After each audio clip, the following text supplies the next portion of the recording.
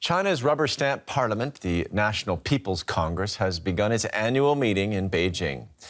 Outgoing Premier Li Qiang, who is second in command after leader Xi Jinping, says China's armed forces should be more prepared for combat in the face of escalating threats from abroad. Beijing says it is cranking up military spending, but at the same time it wants to promote peaceful relations with Taiwan, which it claims as its own territory. On the economy, the leadership has set a 5% economic growth target, one of the lowest in decades. Delegates gather in Beijing's Great Hall of the People for the biggest date in China's political calendar. It's more political pageant than policy-setting parliament. The National People's Congress largely serves to rubber-stamp decisions already made behind closed doors by Xi Jinping and the Communist Party leadership. Much of the NPC will focus on communist ritual and slogans. However, China watchers carefully comb over proceedings every year for clues on China's future direction. In October, Xi cemented his unprecedented third term as the General Secretary of the party. He is now set to consolidate his power base. Xi is expected to unveil a new premier, Li Qiang, who oversaw controversial pandemic lockdowns as party secretary of Shanghai. Of particular interest this year is a report from the Congress about how China plans to revive its economy, the world's second biggest, which has been hard hit by long lockdowns. In the run-up, Xi hinted at reforming the system of financial regulation and policy making. The party wants to get more involved in private business.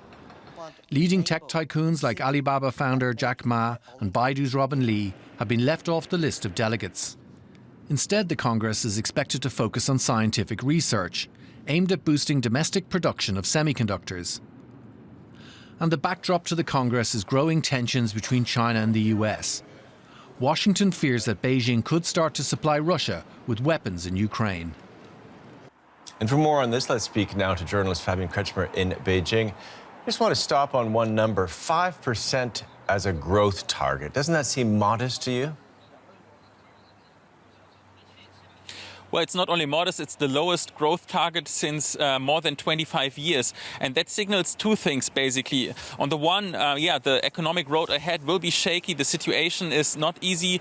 There are major headwinds ahead, for example, the ongoing real estate crisis, the high youth unemployment, etc.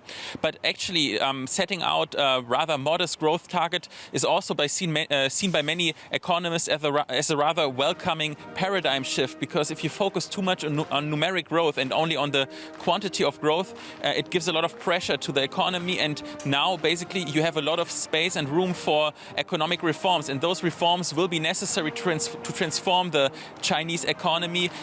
If you listen to Li Qiang's work report from this morning, he talked a lot about increasing domestic consumption, etc. And I think what the government wants to do is transform the economy to a more sustainable one and focus less on just the quantity of growth. Okay, well, I'd like to turn to Taiwan, if you don't mind. It's featured prominently already, not a surprising thing. But is this a less confrontational approach, do you think, this time around? Well, mixed signals. On the one hand, Li Qiang in his speech had a rather subdued tone, at least compared to last year's speech. He didn't issue a military threat. He basically puts his emphasis on quote-unquote peaceful reunification. But at the same time, he talked about the combat readiness of the People's Liberation Army. Also, the increased military budget by 7.2% this year should also be concerning for Taiwan. So, I mean, I would not draw too many conclusions from his speech. I think it remains to be seen. And in 2 days, the new foreign minister of China will also give a press conference, and I'm sure Taiwan will also be on the agenda. And Fabian, just to go a little bit further afield, there's been a lot of speculation in Washington and here in Berlin that China might be putting its weight behind Russia soon, even supplying weapons. Will security issues feature in this Congress to a certain extent? Well, in general, foreign policy issues are rather on the sidelines. It's not really about that. I mean, the National People's Congress focuses on the economy here and also domestic political issues. But I would say, and in general, I've been in China the last 3 years, and especially the last year since the start of the Russian invasion in Ukraine. And I think China was never neutral. They always were quite close to Russia rhetorically and also in terms of political support. But I think it has not changed much, and really an extensive supply of weapons towards Russia I think is still unlikely, just when you analyze the benefit and the possible damage China could get from this decision. So I think not much has actually changed. All right, reporter Fabian Kretschmer joining us there from Beijing. Thanks so much, Fabian.